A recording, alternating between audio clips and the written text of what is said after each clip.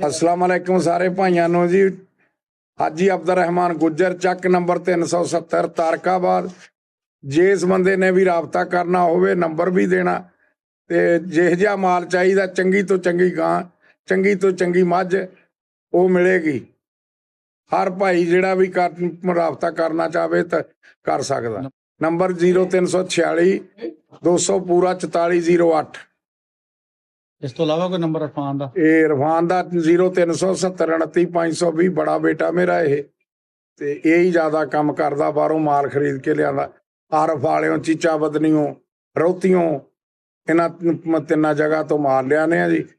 ਜਿਸ ਬੰਦੇ ਨੇ ਵੀ ਰਾਬਤਾ ਕਰਨਾ ਹੋਵੇ ਕਰ ਲਵੇ। किन्ने साल तो काम करते हैं सर? ਸਾਲ ਦੇ 45 ਸਾਲ ਹੋ ਗਏ ਜੀ। 45 साल हो गया। ਹਾਂ ਜੀ। ਆ ਦੂਜਣ ਝੋਟੀ ਆ ਜੀ। अच्छा, ਇਹਦਾ ਵੀ ਕੋਈ ਸ਼ੌਕ ਰੱਖਦਾ ਹੋਵੇ ਘਰ ਦੀ ਆ ਤੇ ਇਹਦਾ ਕੀ ਰੇਟ ਰੂਟ ਮੰਗ ਰਹੇ ਆ? ਅਸੀਂ ਤਾਂ ਉਮੀਦ ਕਰਦੇ ਹਾਂ ਜੀ 25 ਲੱਖ ਦੀ। ਅੱਗੇ ਲੈਣ ਵਾਲੇ ਦੀ ਮਰਜ਼ੀ ਆ। 25 ਲੱਖ ਦੀ? ਹਾਂ ਜੀ। ਮੱਝਾਂ ਇੰਨੀਆਂ ਮਹਿੰਗੀਆਂ ਹੋ ਗਈਆਂ? ਨਹੀਂ ਮਈਆਂ ਜੀ, ਅੱਲਾ ਦੇ ਫਜ਼ਲੋ ਕਰਮ ਨਾਲ ਕੋਈ ਵੀ ਮੈਂ ਵਿੱਚ ਸਾਡੇ 10 ਲੱਖ ਦੀ ਵੀ ਇੱਕ ਹੋਰ ਖੜੀ ਆ। ਹੋਰ ਇੱਕ ਝੋਟੀ ਉਹ ਜਿਹੜੀ ਤੋਰੀ 9 ਲੱਖ ਦੀ ਆ। ਹਾਂ, ਏਦਾਂ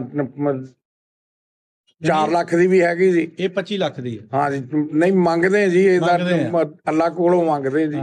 ਠੀਕ ਹਾਂ ਜੀ। ਉਮੀਦ ਰੱਖਦੇ ਜੀ ਅੱਲਾ ਦੇਗਾ ਇਨਸ਼ਾਅੱਲਾ। ਹਾਂ, ਨਹੀਂ ਦੇਖੋ ਮੱਝਾਂ ਹੁਣ ਜਿਹੜੇ ਜਾਂ ਗਾਵਾਂ ਬਹੁਤ ਬਹੁਤ ਮਹਿੰਗੀਆਂ ਹੋ ਗਈਆਂ। ਹਾਂ ਜੀ। ਨਹੀਂ ਆਹ ਨਾਲ ਦੇ ਪਿੰਡ 1 ਕਰੋੜ ਰੁਪਏ ਦਾ ਤਾਂ ਗਾ ਆ ਗਿਆ।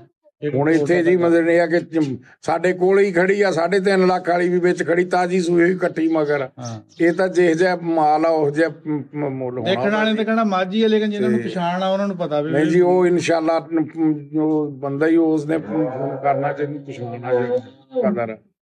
ਠੀਕ ਹੈ ਜੀ। ਇਹ 25 ਲੱਖ ਵਾਲੀ ਮੱਝ ਦਾ ਜੇ ਕਿਸੇ ਨੇ ਕੋਈ ਸ਼ੌਕ ਇਹ ਰੱਖਦਾ? ਪਹਿਲਣ ਝੋਟੀ ਨੇ ਜੀ, ਪਹਿਲਣ 22 ਸਿਰ ਚੋਂ ਆਇਆ। ਅੱਛਾ, ਪਹਿਲਣ ਨੇ ਰਿਕਾਰਡ ਕਾਇਮ ਕਰਕੇ ਹੁਣ ਇਹਨੇ ਦੂਜਣ ਸੋਣਾ। ਠੀਕ, ਹਾਂ ਜੀ। ਕੀ ਬਾਤ ਹੈ ਜੀ।